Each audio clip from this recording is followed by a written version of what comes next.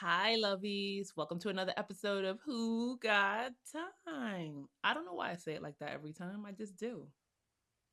Who's going to tell me not to? Agatha back there. Hey, Agatha, how you doing? Let me tell y'all about Agatha.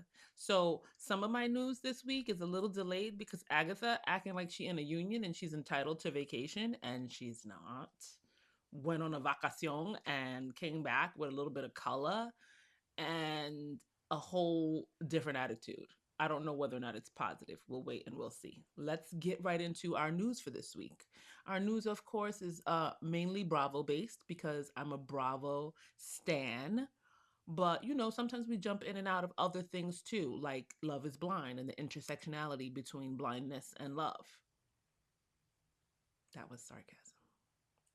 Back to this news, though. Bravo news. We're kicking off with Ladies of London. Y'all, Ladies of London, the reboot, because Ladies of London came out years ago. Lady Stanbury and fans, because as far as I'm concerned, they were fans of Bravo and they wanted to be down. Came on the scene and we loved them. Like they were interesting, and there was, I think, one American, and they usually mocked her mercilessly. But what do you expect? That's how the Brits do. Excuse me. But I appreciated the program. They took us inside a little bit of the aristocracy or aristocracy, however you want to say that.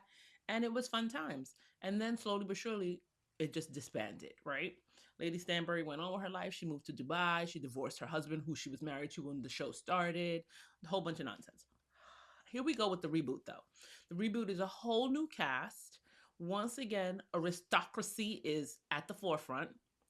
So some of the characters carry titles, like Lady Emma. Emma TH something. Don't get me the line. She's married to a Marquess, whatever. One down from a duke. Woman of color.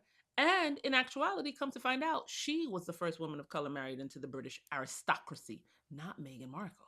But of course, they're going to make a big deal about Meghan because Meghan is higher up the rung, right? Okay. She's lovely. And I think her mom is from Africa and her dad is British or Swedish or something. She's gorgeous.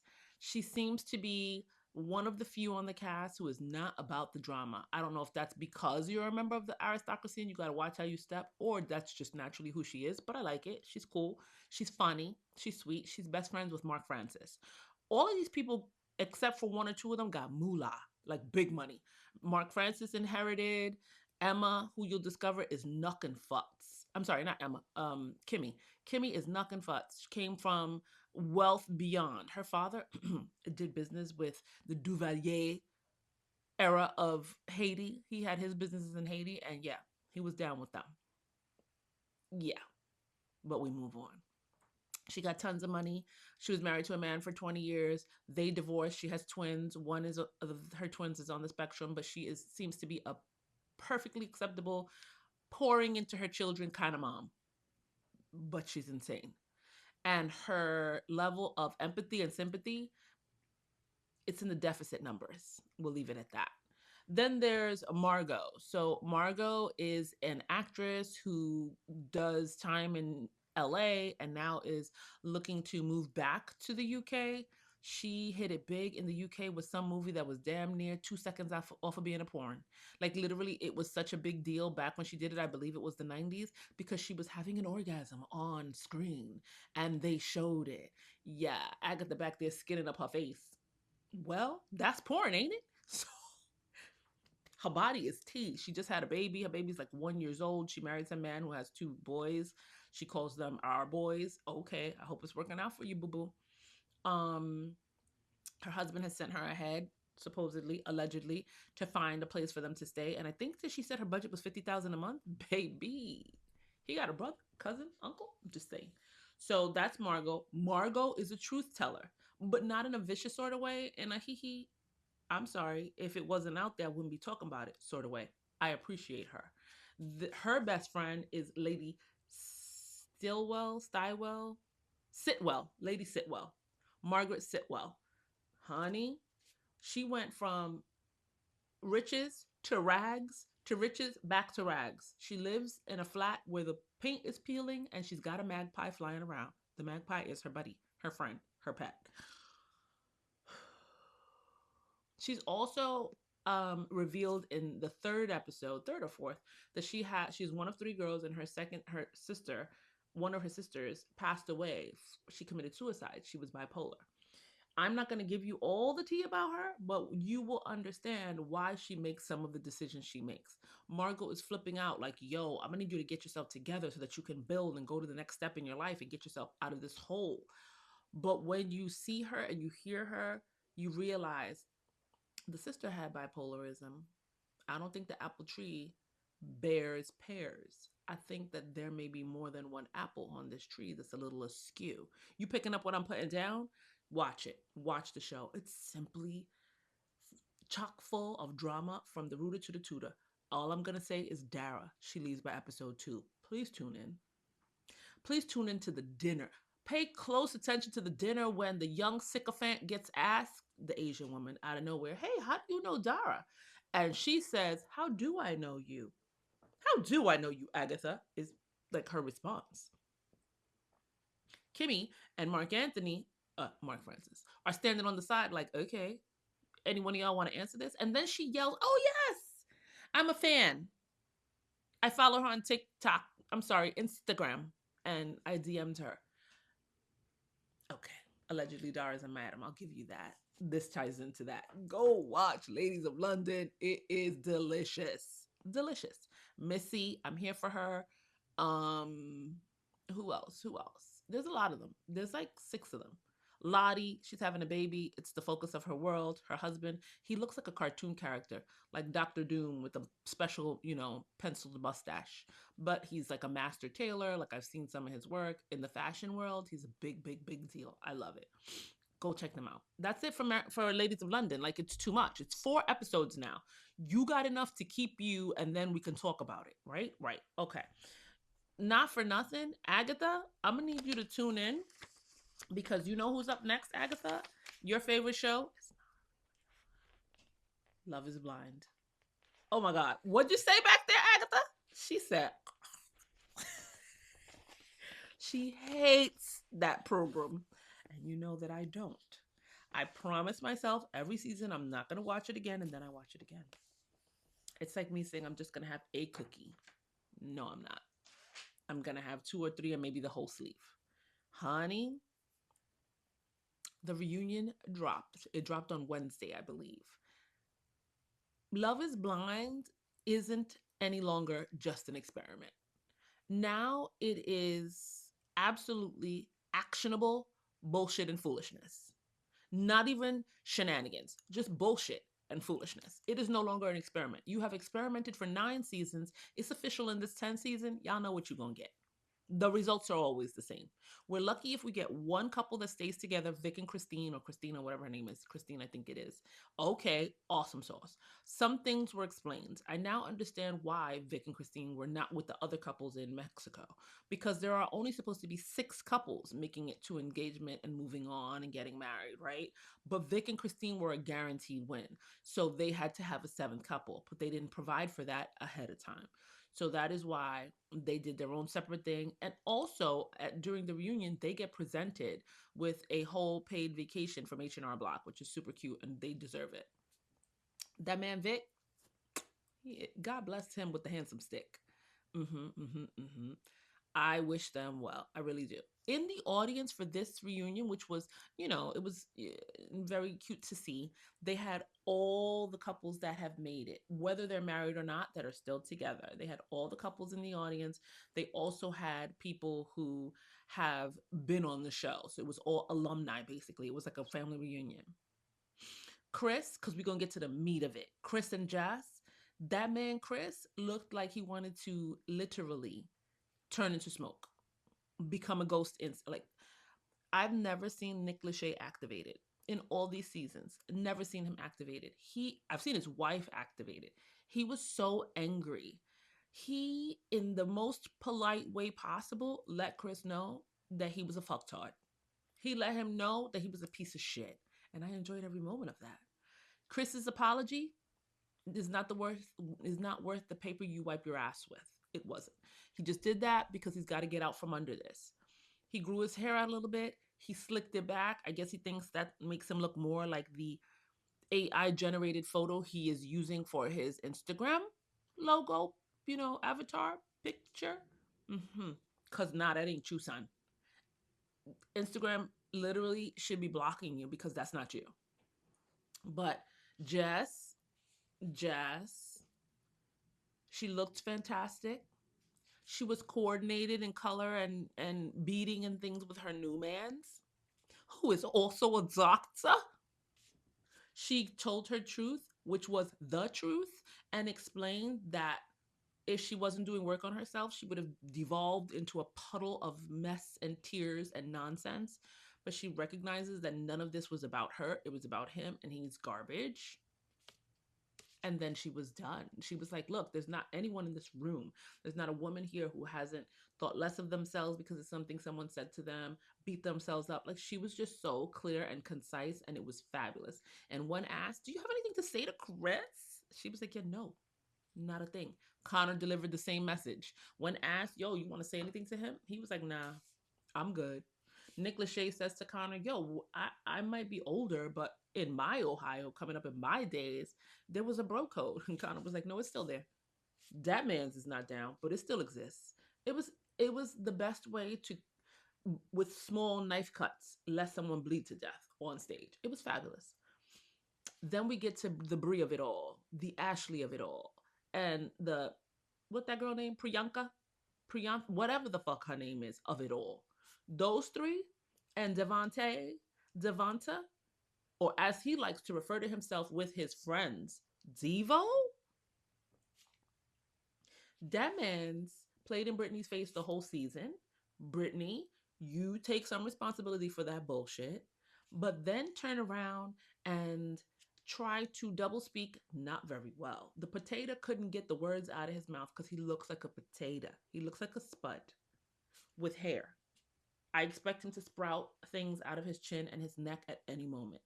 He tried to double speak over the fact that Brittany reveals he went on a concert trip with the three women, and Brittany real quick, I'm sorry, Brie real quick speaks up and says, "No, wait. No, see, we were talking about the concert we were going to, and he was there, and he said he liked that dude so much too." And we were like, all right. And so he bought a ticket. Lies you tell. Lies you tell, which Brittany reveals because who did he stay with? Where did he sleep? Supposedly he gets there for the trip, and guess what? His Airbnb is conveniently not ready. They're not answering him. He can't get in. So Priyanka allows him to stay at her house. Bree is real quick to say, I wasn't there the first night. I stayed with my friend. I don't know. I don't know. I don't know. I don't know. Yes, you did. Ashley is silent. The White Walker is up in the top of the stands, silent. Y'all know why I call her the White Walker, right? Have you seen her eyeballs? Have you watched Game of Thrones? Her eyes glow. They are literally that kind of crystal, see through blue. It's crazy. The girl is not literally a White Walker, but the eyeballs remind me of them. And that's why I reference her that way. Because every time I look at her, I'm like, damn, girl, that's freaky. I get it. I get why Alex was thrown off. Also, probably because he felt her looking into his soul. She, however, did not behave as y'all like to say, because I hate the term girl's girl. Agatha, how do you feel about the term girl's girl? I don't like it. It's ridiculous. Why are you trying to elevate yourself to just being down for all girls? If you're here for humanity and you're a good person and you know to stand on the side of right, why do you have to be a girl's girl? You're just a good person. Why we got to differentiate now? Am I a girl's boy? Am I a boy's girl? Because I stand up for my boyfriends, my guy friends, the males in my life? That's stupid. Either you're a good person standing on the side of right or you not. Either you full of tomfoolery and foolishness or you not. Ugh. Anyway, Ashley up there in the stands acting like making believe, well, I owe Brittany an apology, but we didn't know that they were broken up. Lies. Lies. Because women are inherently nosy. Everyone except for me. We are the best detectives when we put our minds to it this earth has ever seen. You mean to tell me that man said, yeah, no, I'm going to the concert and not in area. One of you said, you're not going to invite Brittany? Brittany not coming? How she feel about that? How's she doing? That never happened? You want me to believe As one of them said, well, he told us that they broke up and y'all didn't text her. You didn't text someone in the group because y'all still got group chats going on to say, yo, are they really broken up? What's happening? That never happened. Let me tell you something. White Walker Ashley, that girl, she's still mad. I hold that in my crusty toes. She's still mad, fix your face, Agatha, that her almost fiance, because he was never really her fiance, and almost husband, well, not really, because she had already decided she wasn't going to marry him. Alex was hung up on that girl from the beginning. He was hung up on Brittany from the beginning, and he kept talking about how brunette is really his style. She's not really his style. That's not really what he's attracted to. And now you feel stupid because you was out here begging that man to have sexy times with you. Ew. You was telling that man I'm horny and you won't even touch me on camera. Yuck. And now here come Brittany being a fan favorite, body dead to rights, the sickest body on a short little half Latina woman of color that I have ever seen. And y'all can't say nothing negative about her. She's a registered nurse. She's educated. She got her own place. Her mom and dad love her. Her mom and dad have been rocking together since day one because people like to be out here going, no, because I got a dad. Guess what, Ashley? So does she. A dad who spoke truth to power and told that young man, if you don't want my child, it's okay. Walk away. Bars. Yo, please, if you are a Love is Blind fan, this reunion was worth it. Amber and Justin was giving us a lot of, no, my mental health. She yells too much. She drinks too much. Blah blah blah. That girl Amber went out there and she's a nurse practitioner. Her job, her licenses, all of this is really important. You out here spreading vicious rumors. I don't know about this. She gets on a podcast. I forget whose podcast it is because I don't really care. It wasn't ours. She didn't come talk to us. And she talks about how he was full of shit and she breaks it down line by line. Also, Brittany reveals that she found out about the trip, about the concert, about where he stayed from Amber. Because Amber will share the goods. That's a woman who stands up for what is right. Fuck that girl's girl shit. That's a good human. She doesn't trust the men. She can't stand it when they shit on the women, and she gonna tell. I like it.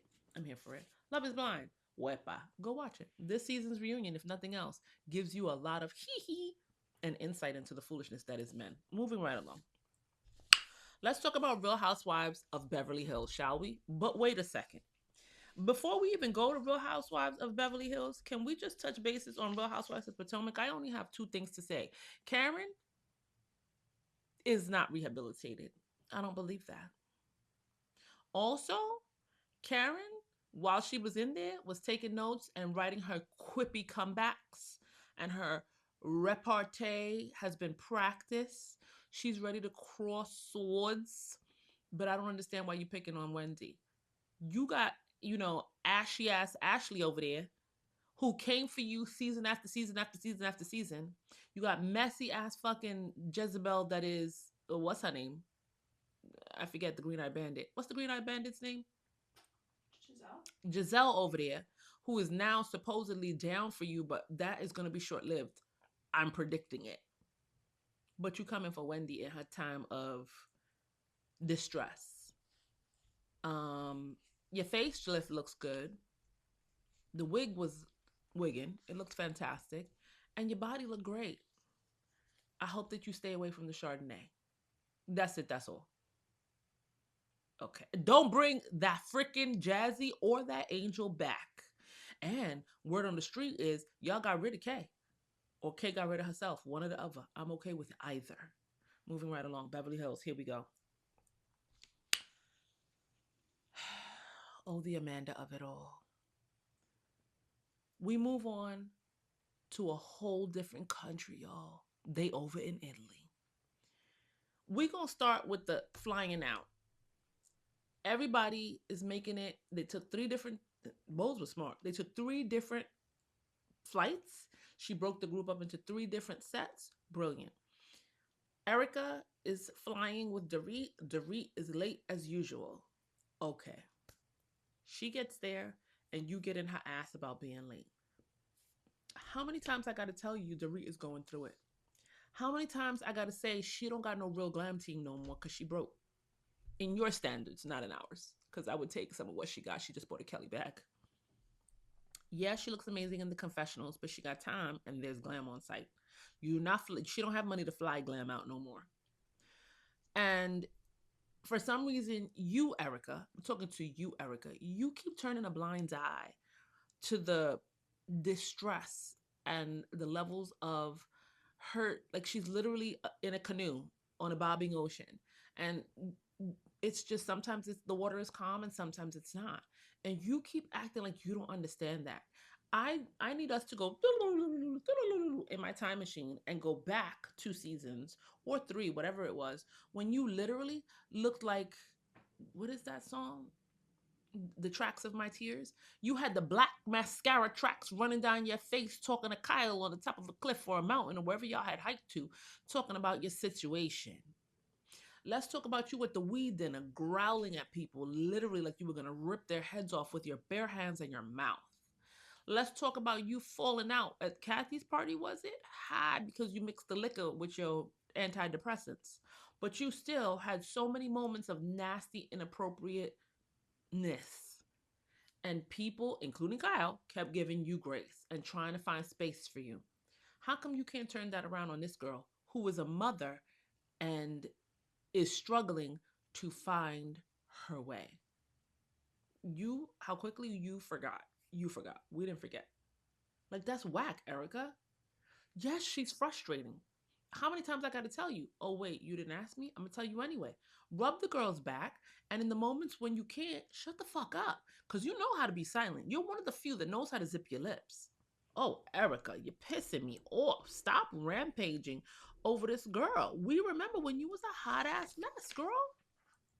So we're at the very first dinner in Italia. She gets her luggage late, Dorit. She explains to everyone that she gets her luggage late.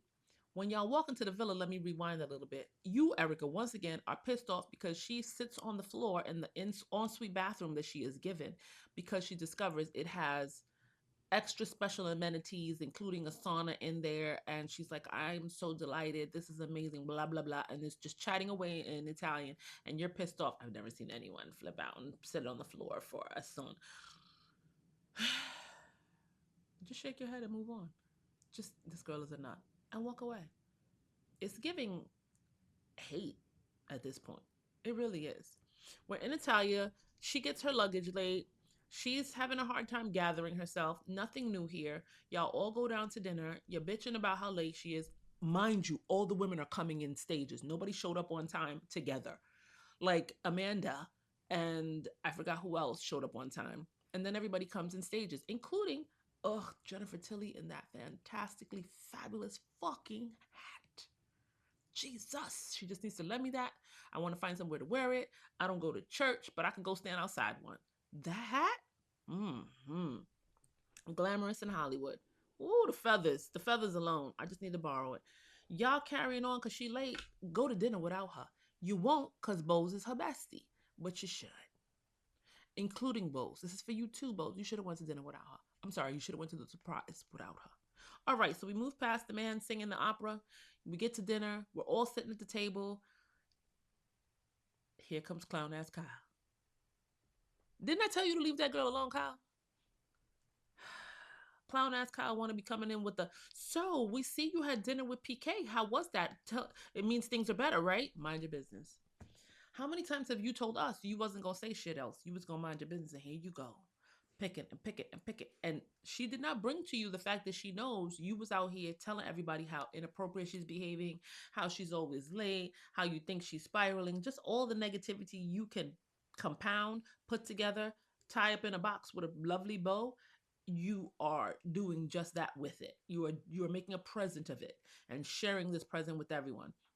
She didn't talk about any of that with you. She's holding her counsel. She waiting for the right time. Here you go stirring a pot, which then opens the door for who? Who, Agatha? Amanda. Here Dun, come dun, dun. here comes Amanda. Amanda rolling in with the, Well, I really feel like you're just mad at me because I said what everybody, well, almost everybody else was thinking. Kathy of the Too Many Pillows and I Need a Fan because I like the noise, Hilton, I have never, ever wanted to give someone a standing ovation more. Had she not said what I was thinking, I would have been cussing at the TV screen, but I was rendered silent. I was mute because that woman said from the end of the table, perhaps you should read the room and learn when not to say anything, when to shut the fuck up. I'm paraphrasing. Holy guacamole. I'm here for Kathy. Thanks, Kathy. Kathy came through and said, baby, you chat too much. Learn your place and stay in it. Find your lane and sit down. Ooh, girl. I know that everyone else, Erica showed it. Erica was like, ooh. I know that everyone else in the room understood except Kyle. Here come Kyle with the, well, maybe she was just being supportive and maybe. Shut up. Shut up, Kyle. Shut up. You never making it better for yourself. She don't never learn when that girl says you protect and you support everyone but me. Good on Bowles for defending her friend. Like, nah, there should be no conversation. Like, just let it rest. You didn't talk directly to her, and Kyle has that relationship with her. She can talk to her about the things you cannot. You knew here. After they skip over the whole cult thing, because that was cute how, Dorit spins she spins the lazy Susan, and so the meal is the arrow is pointed back at Amanda. She's like, "Yeah, so tell us about the cult. We're all interested." So they go in. She explains the cult. Blah blah blah blah. It was shady. I appreciated the soft shade. Kyle with the, well, what do you need from us? Tell us what you need. Dorit soto voice because she did not yell. She didn't fling a butter knife at her. She said, "I don't need anything from you. Thank you." And that's on what, Agatha? Period. Period. I don't need anything from you. Ooh, bam, bam, bam, bam, bam, bam. I love it. I love it. We move on. And then Amanda circles back because we're talking about the fact that freaking Dorit had the dinner with PK and she said, we discussed the kids and the scheduling and it was the first time we had a real conversation about it. And here comes Amanda throwing her 2 cents in about how, well, as a therapist, she knows that this could be detrimental to the kids or that it is detrimental to the kids. And out of nowhere, because I don't understand why she just don't skip the fuck off a cliff, ho. We in a place with hills and valleys and cliffs. Go skip off one. Out of nowhere, here comes friend to the show, Natalie. Natalie is usually silent and just sitting in a room. But I forget about her. I didn't even remember her name until she spoke up, and now I've committed it to memory. I haven't. I'm gonna forget it in the next 20 minutes. Natalie said, yeah, but you don't know Dorit's kids. We're not talking about, you didn't treat Dorit's kids.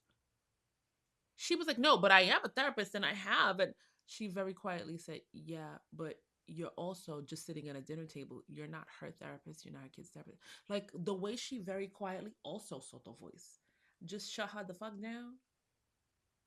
Amanda, how you doing, girl? You coming back next season? Okay, Pookie. It was good stuff. I'm gonna need y'all to go check it out. I need for Rachel Zoe to understand quickly. Kyle's not your friend. You and Kathy have been friends for years. Kyle, not your friend. And I'm gonna take y'all back to last week's episode only because Agatha wasn't here. She was on vacation. I gotta talk to the union about this bullshit 6 days vacation. It's nonsensical. But last week's episode, there's coming out of the Hamptons. And at that last dinner, Rachel's always talking to them about, the divorce and how her relationship started with Roger. And she talks about how, yeah, before we were even engaged, like I had this, this fling, this thing, this quick situation with one of the models that I was working with. And I went home and I told him about it because it made me feel uncomfortable. Like I needed him to know. And the very next day he proposed and I had an engagement ring on my finger. In the confessionals, which I'm sure Rachel Zoe has now seen, Kyle proceeds to cut her 6 ways to Sunday. You expected your relationship to last when you was cheating on him the day before. Baby, Kyle, come to the table. Come to this table. Have a seat. Let's talk. Because if you think that Mauricio was squeaky clean in everything that he did and in all his interactions and all your years together, I have some land for sale right under the bridge I own, where the troll resides. Let's talk about it. Y'all are in real estate, yeah? I have things. I have things that I want to sell you. Because clearly you are that fucking gullible. Both didn't have to say Mauricio, which she did on Watch What Happens Live with Andy Cohen. She was like, I get it now. He has an aura about him. I sensed that through the TV. He was always my favorite house husband. I mean, what? And you think you was the cat's meow for him? Always? No string? Babes, you not really nobody's friend. Talk about being a girl's girl. Come on, cut it out. Kyle is a clown, and I stand on that shit till the end of time. That's it. That's all. You not Rachel's friend, and Rachel was. She literally says in this episode, no, because those were my girls, and I felt like I could, nope, nope. She said I felt in that moment I could let my guard down. Nope. And now you know. Now you know. The messiness that Dorit talks about, you will see that you were victim to too. Behind the scenes. Oh fuck Kyle. Umansky slash whatever her real name is. Richards. That. Thanks, Agatha. Yeah, bump that. We moving on, baby. We moving on to the Southern charm.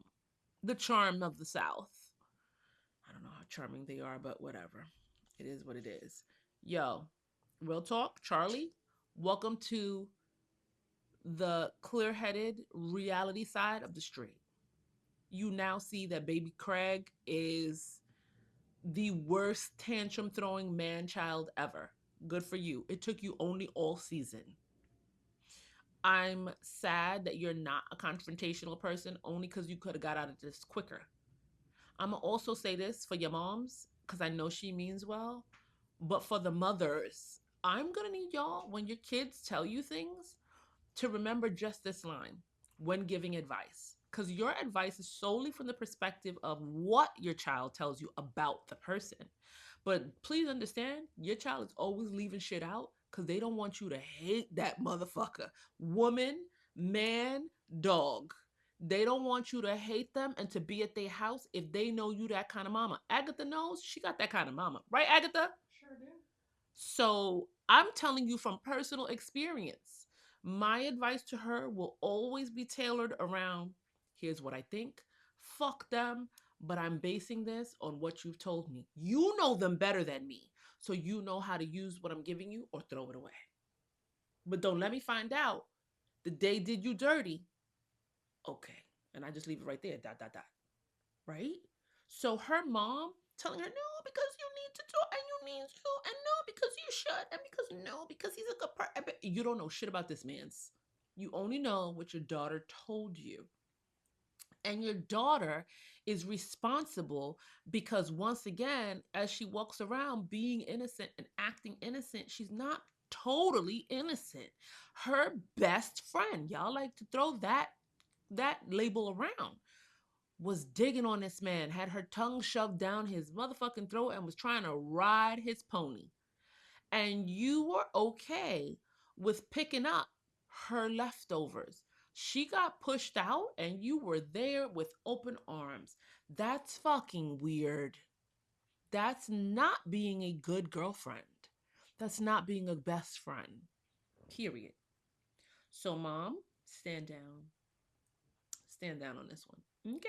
All right, moving right along. Molly Body T. Did you see Molly on this Mexico trip? She came through with the good ass fits. Them in that almost Hiawatha cave that they were in. Yeah, they went to Agatha looking at me like, what now? No. Ayahuasca? Yeah, Hiawatha. Ayahuasca. I want out that shit. That shit was interesting.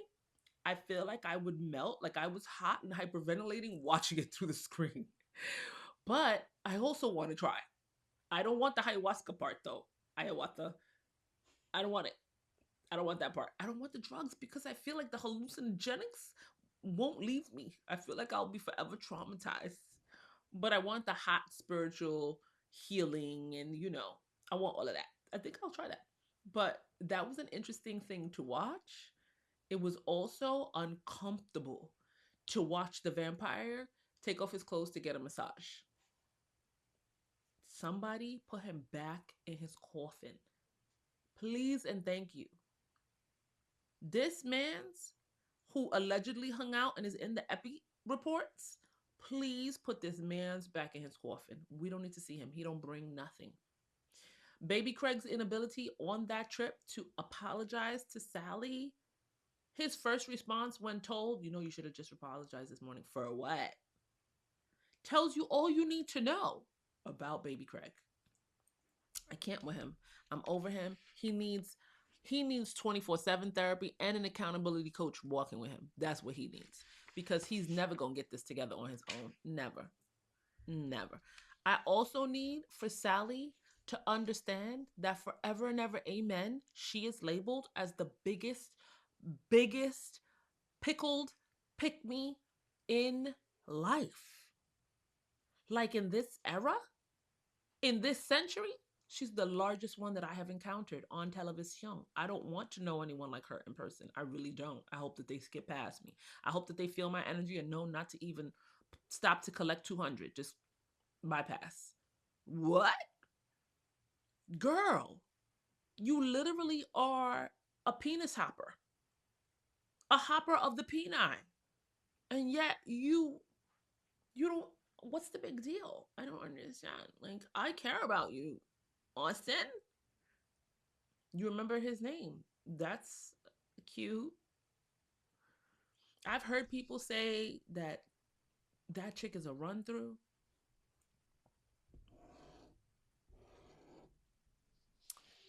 Charlie telling Craig we can only be friends was the highlight of this last episode. Go off. Moving right along. Because, baby, I'm not even going. Okay, I'm lying. Vanita, you a pick me too. Okay, that's it. That's all. Because she is. You are the ultimate pick me. Throwing Charlie under the bus the way that you did in this episode, this closeout episode. No wonder you want to be down with Sally. I can't wait for the reunion. I bet you she gonna cry about it. Bye, y'all. Bye.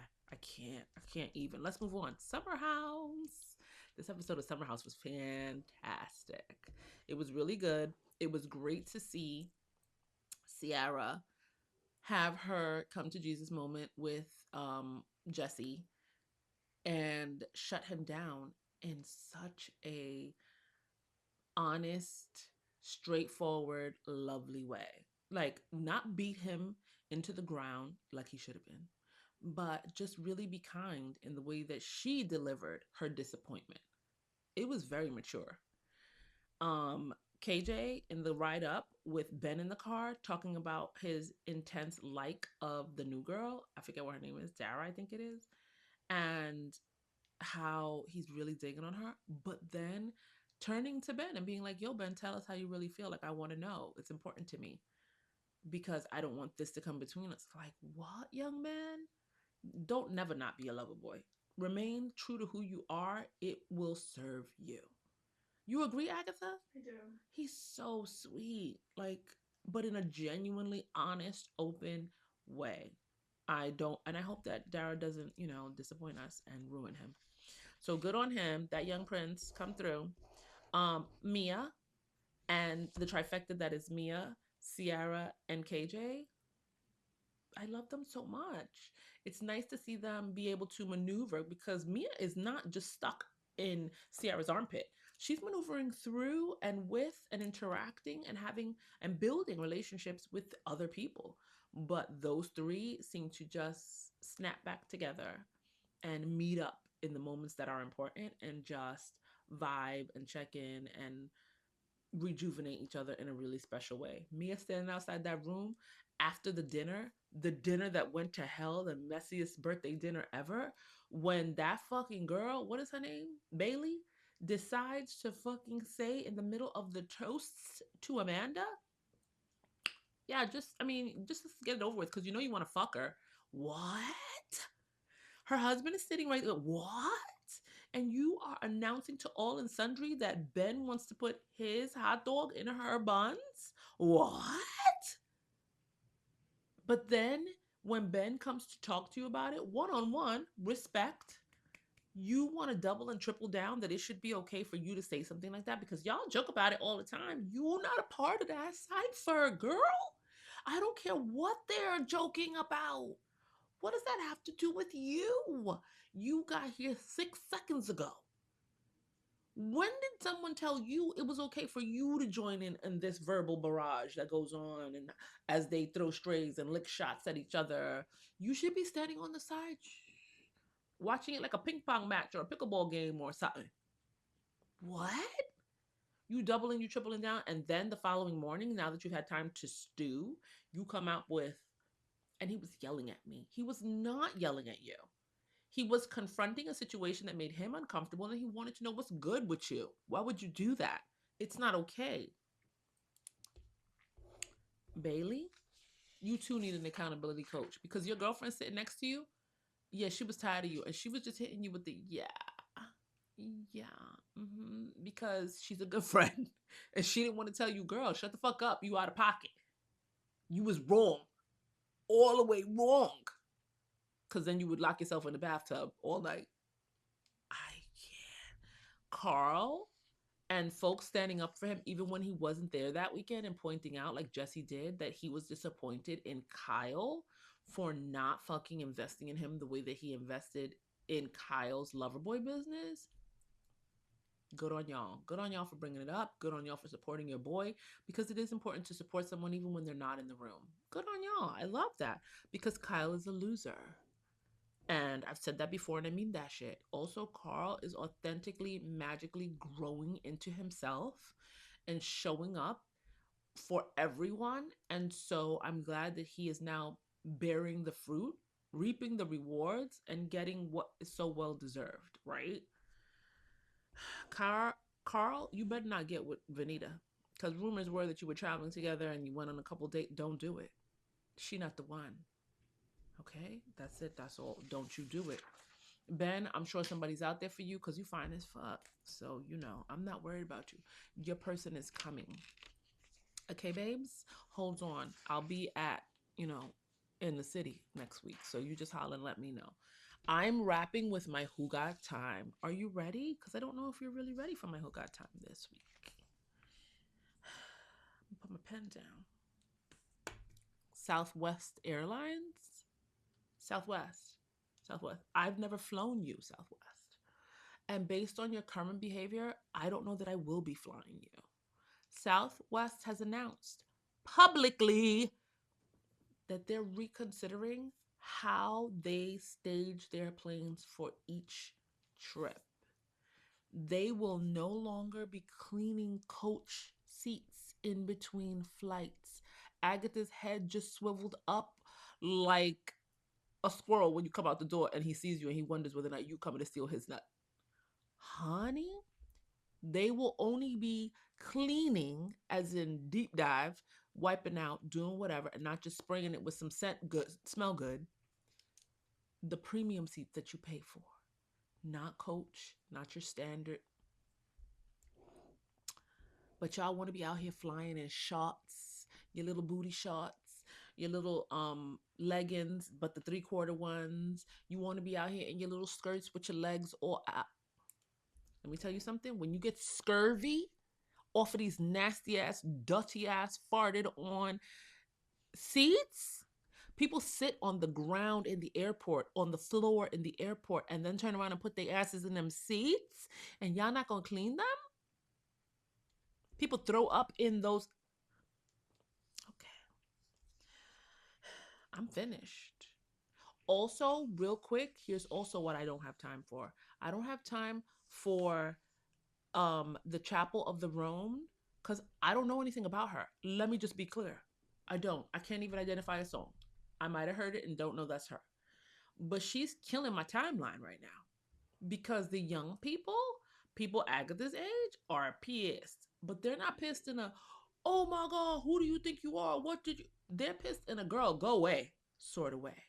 And they are voicing it really maturely when they say, we tired of you. Just sing and shut the fuck up. Go sit down somewhere and stop your whining.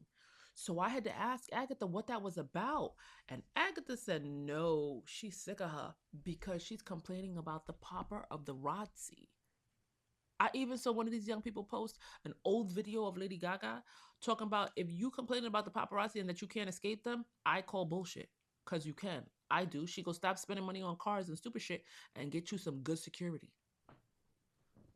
That video is like at least 5, 10 years old. So, Japple, you fucking up my timeline and I don't want to see you. I don't know what you're doing, but stop. Change your behavior. Or just fade to black. Won't nobody miss you for real, for real. I don't know your music, but I won't. Okay, that's it. That's all. I love you guys. Thank you for joining me this week. You're coming back next week, right? Bye, y'all. Bye.